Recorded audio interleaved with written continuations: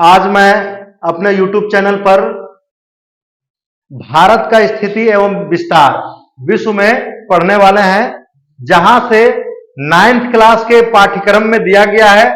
और इस टॉपिक से आए दिन भारत के जितने भी प्रतियोगी परीक्षाएं होती है वहां क्वेश्चन देखने को मिलता है। तो हम लोग इस टॉपिक को बहुत बेहतर ढंग से अध्ययन करेंगे। तो हम लोग शुरू करते हैं क्लास को। तो सबसे पहले जानेंगे कि ये पूरा हमारा ग्लोब है और ये ग्लोब में कुछ रेखाएं होती है, अक्षांश एवं देशांतर रेखाएं, जिसको मैंने पिछले कक्षा में पढ़ चुका हूं, लेकिन वीडियो अभी तक अपलोड नहीं किया हूं। प्रयास करूंगा कि हम अक्षांश और देशांतर से संबंधित तथ्य को YouTube पर अपलोड करें। तो ये हमारा क्या हो गया, ग्लोब हो गया। और इस ग्लोब में कुछ रेखाएं हैं जो महत्वपूर्ण है। तो ये है विषुवत वृत्त, और विषुवत वृत्त से उत्तर की ओर हम लोग जाते हैं। उत्तरी गोलार्ध में 23.5 डिग्री पर कर्क रेखा स्थित है और इसी कर्क रेखा के मध्य में हमारा भारत है। तो यहां से हम लोग देखेंगे इस 0 डिग्री से, तो भारत हमारा उत्तरी गोलार्ध में है। और एक है यहां पर जीएमटी जो ये भी 0 डिग्री पर है, और ये भी रेखा पृथ्वी को 2 बराबर भागों में बांटने का काम करती है, जिसके कारण भूमध्य रेखा भी कहते हैं और इसे इक्वेटर भी कहते हैं, इसे ग्रेट सर्कल भी कहते हैं। इसी प्रकार एक जीएमटी है जो भी पृथ्वी को 2 भागों में बांटने का काम करती है। तो ये बांटती है पूर्वी और ये पश्चिमी, और ये बांटती है उत्तरी और दक्षिणी। इस प्रकार हमारा भारत उत्तर पूर्वी गोलार्ध में स्थित है। कहां पर है? उत्तर पूर्वी गोलार्ध में स्थित है। आइए अब हम लोग चलते हैं क्लास 9th की एनसीईआरटी पाठ्य पुस्तक की ओर। तो वहां हम लोग देखते हैं कि भारत उत्तर पूर्वी गोलार्ध में स्थित है। ठीक इसी प्रकार ऑस्ट्रेलिया को हम लोग जीके के दृष्टिकोण से देखेंगे।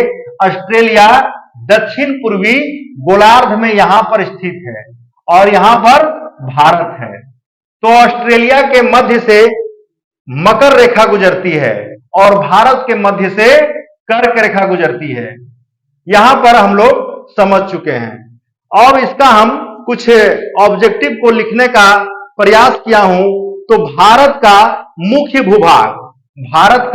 मुख्य भूभाग 8 डिग्री 4 मिनट उत्तरी अक्षांश से लेकर के 37 डिग्री 6 मिनट उत्तरी अक्षांश तक भारत फैला हुआ है। भारत का ये मैंने मानचित्र बनाया है और यहां पर 8 डिग्री 4 मिनट नॉर्थ लैटिट्यूड से लेकर के 37 डिग्री नॉर्थ लैटिट्यूड के बीच में फैली हुई है। ये हमारा उत्तरी, ध्यान रखेंगे बच्चों, ये भी उत्तरी अक्षांश है, ये भी उत्तरी अक्षांश है। क्यों? क्योंकि विषुवत रेखा के रेफरेंस में हम लोग पढ़ रहे हैं। तो विषुवत रेखा से हम लोग बिल्कुल उत्तर में स्थित हैं। अब विषुवत रेखा कहां पर है? तो ये है विषुवत रेखा हमारा। तो विषुवत रेखा से भारत का जो मुख्य भूमि की दूरी है 876 किलोमीटर है। ये क्वेश्चन पूछा जा चुका है। पूछा गया है कि विषुवत रेखा से भारत की दूरी कितने किलोमीटर है? तो 876 है। ठीक है। अब यहां पर हम लोग आते हैं देशांतर रेखा की ओर। तो देशांतर रेखा यहां पर आप लोग ध्यान पूर्वक देखिएगा। तो ये 68 डिग्री 7 मिनट पूर्वी देशांतर, इसको इंग्लिश में हम लोग ईस्ट लैटिट्यूड भी कहेंगे, लॉन्गिट्यूड। ये क्या हो जाएगा? पूर्वी देशांतर। 68 डिग्री 7 मिनट पूर्वी देशांतर से लेकर के 97 डिग्री 25 मिनट पूर्वी देशांतर के बीच में भारत फैला हुआ है। तो अक्षांशीय और देशांतरीय विस्तार में हम लोग अंतर देखेंगे तो लगभग 30 डिग्री का अंतर है। यहां से आपका पश्चिम से, भारत के पश्चिम से बिल्कुल भारत के पूर्वी ओर जाएंगे हम लोग अरुणाचल प्रदेश में, तो लगभग 30 डिग्री का अंतर है। तो 30 डिग्री का अंतर है। जब हम लोग अगले क्लास में पढ़ेंगे तो टाइम के बारे में देखेंगे। तो 1 डिग्री बराबर होता है 4 मिनट। कितना मिनट होता है? 4 मिनट होता है। तो इस प्रकार 30 डिग्री यदि है तो इसको हम लोग 4 से गुना करेंगे तो हो जाएगा 120 मिनट। 120 मिनट को यदि 60 से भाग देंगे तो हो जाएगा लगभग 2 घंटा। तो इस प्रकार यह आपका देशांतरीय विस्तार हमें 2 घंटा का डिफरेंस देखने को मिलता है। उसके बाद हम लोग यहां पर देखेंगे कि भारत का जो मुख्य भूमि है वो 8 डिग्री 4 मिनट उत्तरी अक्षांश है। और बिल्कुल हम लोग देखेंगे भारत का दक्षिणतम बिंदु, जिसे इंदिरा पॉइंट के नाम से जानते हैं, इसे पिग्मिलियन पॉइंट के भी नाम से जाना जाता है। इसका जो अक्षांशीय विस्तार है 6 डिग्री 45 मिनट है, जो 2004 के सुनामी में जलमग्न हो गया।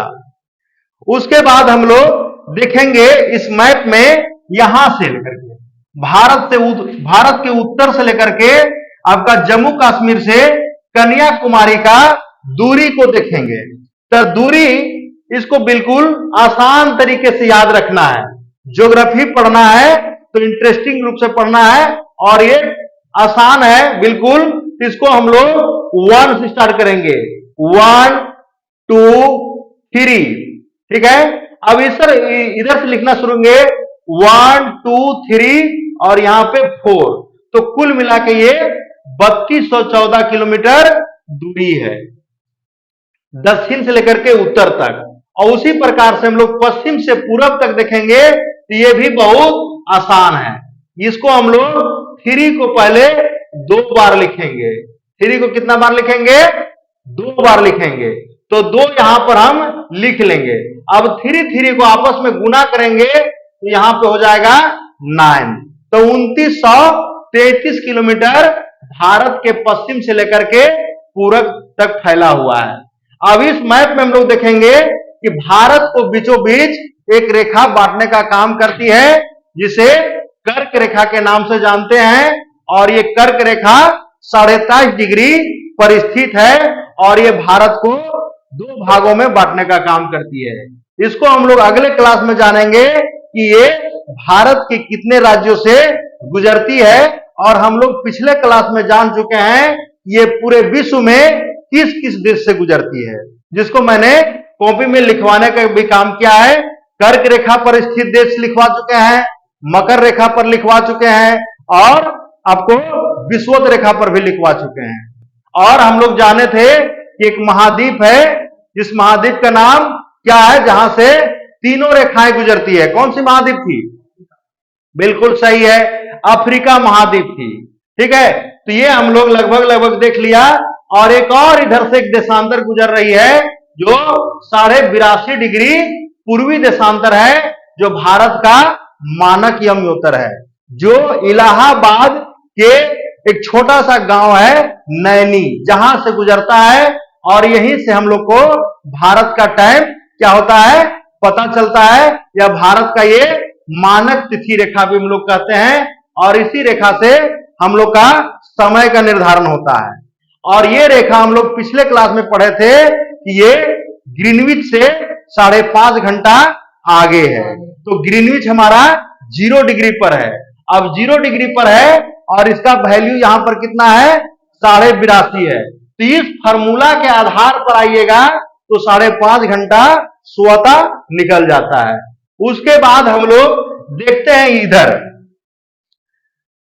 तो इसका जो है आपका विश्व में भारत का जो क्षेत्रफल है तो ये 32.8 लाख वर्ग किलोमीटर है।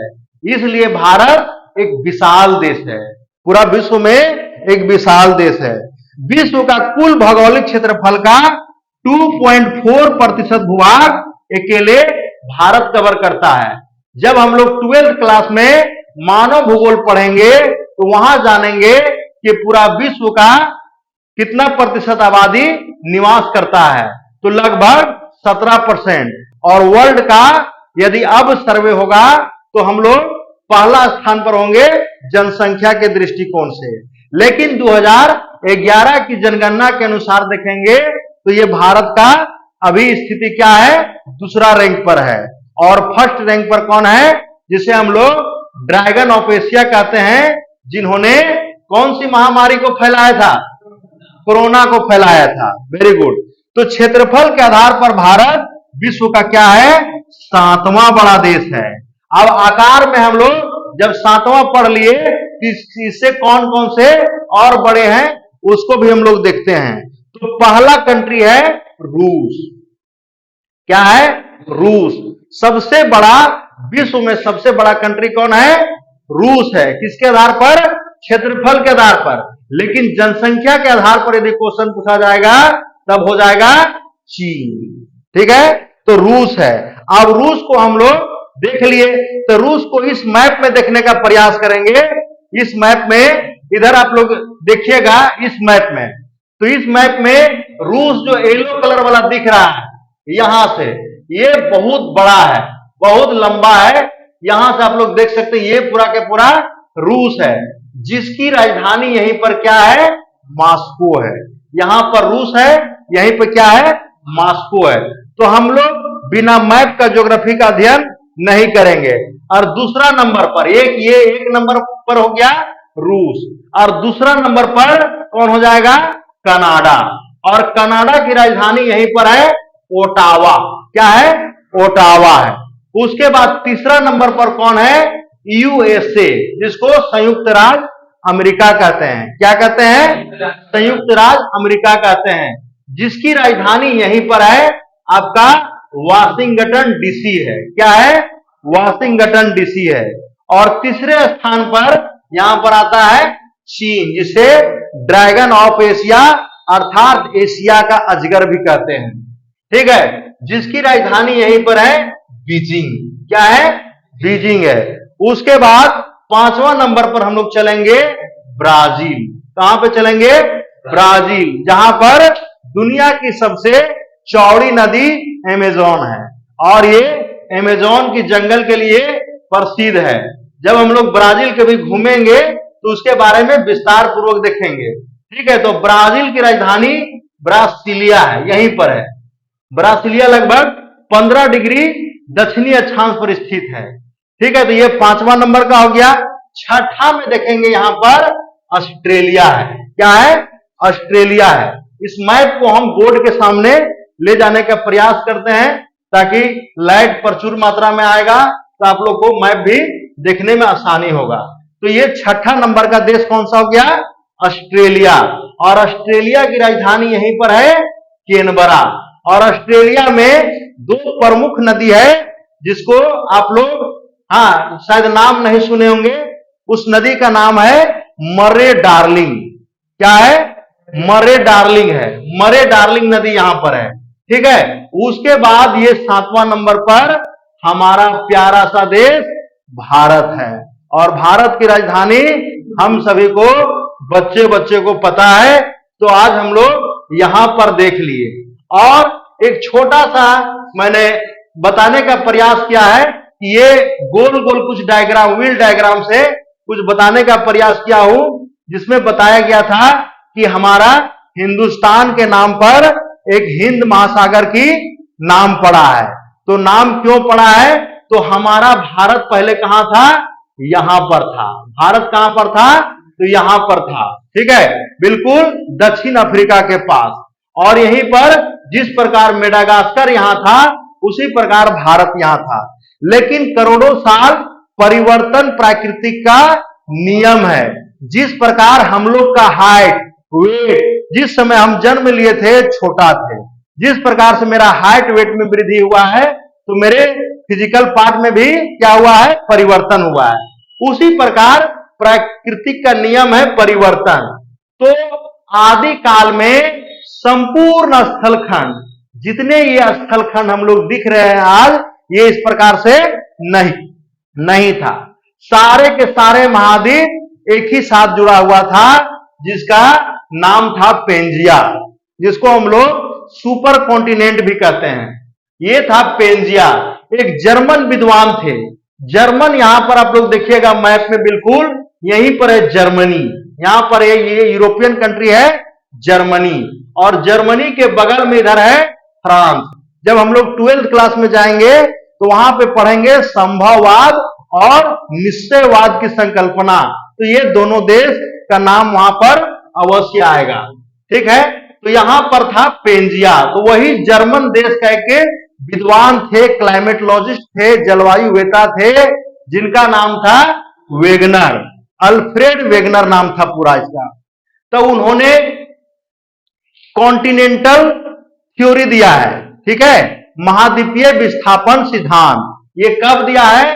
तो 1912 ईस्वी में दिया है। महाद्वीपीय विस्थापन सिद्धांत कब आया है? 1912 में। कौन दिया है? वेगनर दिया है। वेगनर कहां के थे? तो जर्मनी के थे। ठीक है, तो इन्होंने सारे महाद्वीपों को कहा है सुपर कॉन्टिनेंट, और इसका नाम था पेंजिया। यही पेंजिया दो खंडों में टूटा, तो उत्तर की भाग अंगारा लैंड या इसको लॉरेशिया कहते हैं, और दक्षिण के भाग क्या हो गया? गोंडवाना लैंड, या इसको क्या कहते हैं? गोंडवाना लैंड कहेंगे। और यही अंगारा लैंड और गोंडवाना लैंड के बीच में क्या हो गया? टेथिस सागर का निर्माण हो गया। कौन सागर? टेथिस सागर का निर्माण हो गया। फिर पुनः अंगारा लैंड का 3 महाखंडों में विभाजित होता है। एक बनता है आपका उत्तरी अमेरिका, यूरोप और एशिया।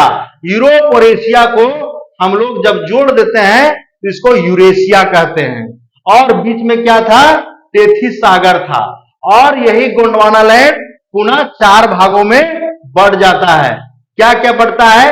दक्षिणी अमेरिका बढ़ता है, ये आपका अफ्रीका बढ़ता है, ऑस्ट्रेलिया बढ़ता है, अंटार्कटिका बढ़ता है, और यही अफ्रीका के पास से भारत टूटता है। इस मैप में आप लोग देखिए, इस मैप को, इसको देखिएगा ध्यानपूर्वक, तो यहां से इसको यदि मैप को फाड़ा जाए इस प्रकार से इसको, और यहां पर ला करके इस गड्ढा में सटाया जाए, ये लगता है कि सट जाएगा, लगता नहीं, बिल्कुल सट जाएगा।